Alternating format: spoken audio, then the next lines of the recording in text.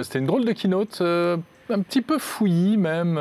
Je suis d'accord, c'est parti un peu dans tous les sens. Ouais. Et on s'attendait peut-être à un peu plus de concret parfois pour certaines... Alors, il y avait des choses intéressantes, beaucoup d'intelligence artificielle, beaucoup de promesses d'amélioration à tous les étages. Je crois que Google démontre le tour de force qu'ils arrivent à réaliser à la fois dans l'informatique quantique et dans l'intelligence artificielle. Donc, c'est ce qu'on se disait tout à l'heure. Je pense que le but, c'est de montrer à quel point ils sont excellents dans le domaine pour aller séduire les développeurs et peut-être même faire que d'autres s'intéressent à leur plateforme. Oui, c'est pour montrer, regardez où on en est, regardez tous les moyens. Il faut être avec nous, quoi. Voilà, c'est avec nous ou mourir. Monter dans le train maintenant. Ouais. Mais alors bon, on a vu Android 12, mais on n'a pas vu grand-chose. Donc, on n'a quasiment rien vu d'Android 12. En fait, on a surtout vu les couleurs qui changent dans l'interface, le dashboard de comment les applications utilisent ta géolocalisation, machin, et l'affichage de est-ce qu'une application se sert de la caméra, du micro. Voilà, il y aura un petit voyant vert qui s'affichera. Voilà, la possibilité de les couper. On n'a pas vu grand-chose d'autre. Après, ils ont parlé du private compute, mais qui est détaillé dans une autre session du Google I.O., donc on ne verra pas.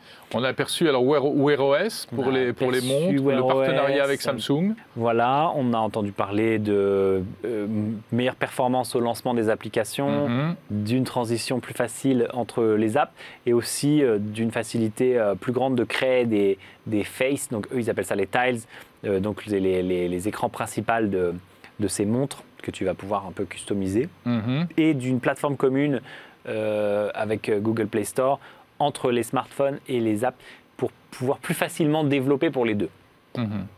Dans les petites choses quand même amusantes, côté Google Photos, alors amusantes ou un peu creepy. Hein. Dans ce domaine-là, on a vu donc, le système qui, basé sur tes habitudes, va te dire « Tiens, c'est marrant, tu voyages toujours avec un sac à dos orange, je t'ai fait une petite sélection de photos que tu n'aurais pas forcément remarqué toi-même. » Bon, ça c'est... Ouais, bon, est-ce que vraiment on a envie de... Tiens, j'ai remarqué, tu mets toujours des chaussettes moches. On t'a sorti toutes les photos où tu avais des chaussettes moches. Ouais. Non, bon, voilà, c'est amusant. Avec aussi un système d'animation grâce à l'intelligence artificielle. C'est-à-dire qu'ils vont prendre des photos et puis ils vont recréer du mouvement entre deux images. Entre deux photos. La démo était bluffante. Hein. La démo est bluffante, voilà. Un peu inquiétant, enfin peut-être un peu malaisant, on va dire, mais en même temps amusant. Il faut le prendre du bon côté. Qu'est-ce qu'on a vu d'autre? Project Starline.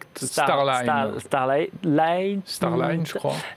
Oui, leur système de téléprésence qui a l'air de faire un bond en avant. Alors après, en tout cas sur la base des gens qui témoignent dans la vidéo de Google. Et Google expliquait qu'ils rendront essayable, en tout cas tenteront de le faire, cette cabine aux médias et à d'autres partenaires. Donc on aura peut-être la chance d'en faire l'expérience un de ces jours et voir à quel point ça compare avec la vie réelle. C'est pas mal. En revanche, on n'a rien eu sur Android TV qu'on attendait éventuellement. On n'a rien eu sur Android Télé, on n'a pas eu de nouveautés sur les Chromecast, on n'a pas eu parlé de Stadia alors que... Pas du tout de hardware. Pas du tout, pas de Pixel Buds, rien. Non, pas de Pixel Buds. Alors c'était quoi ces photos qui ont fuité là, ces derniers jours? C'est pas pour tout de suite alors. Ouais, ça en même temps, les Pixel Buds, ça fuite depuis quand même déjà quelques temps. Ouais. Pas de nouvelle enceinte, pas de processeur, non, rien autour de Nest. Pixel 6. On n'a pas du tout parlé de Nest. Pas du tout de Nest. Ils ont seulement montré un produit Nest quand ils parlaient d'interface.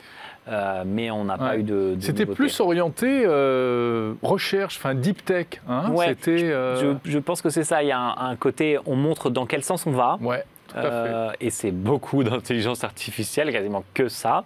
Et aussi le côté inclusif. Donc déjà, le fait que la conférence soit signée, donc le langage des signes, ce travail autour pour la prise de vue, pour les photos. Prise de vue pour les personnes de couleur, qu'elles aient un meilleur résultat. Enfin, on a senti qu'il y avait beaucoup ce côté qui était mis en avant et qui est important. On est quand même dans des moments, et notamment aux États-Unis, où on se rend compte qu'avec deux couleurs de peau différentes, tu n'as pas toujours le même traitement. Exactement. Et Tant mieux si les entreprises essayent de montrer la voie. Tout à fait.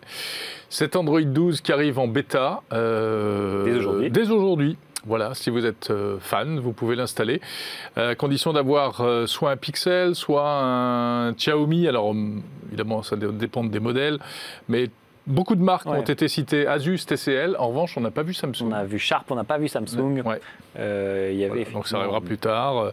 C'est peut-être que Samsung, je ne sais pas, veut faire ses propres ajustements de son côté, etc. Bon, voilà. Alors, difficile de vous résumer cette keynote. Malgré tout, intéressante. C'est intéressant. Très riche, même si elle était, pour le grand public, un peu hors sol. C'est ça, pour le grand public, ce qui est difficile, c'est ça, c'est qu'il n'y a pas de...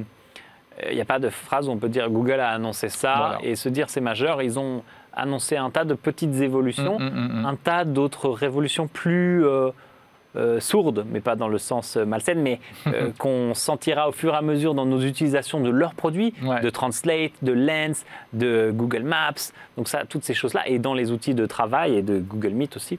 En fait, toutes les améliorations qui sont basées sur l'intelligence artificielle et le machine learning devrait donner de meilleures expériences aux utilisateurs.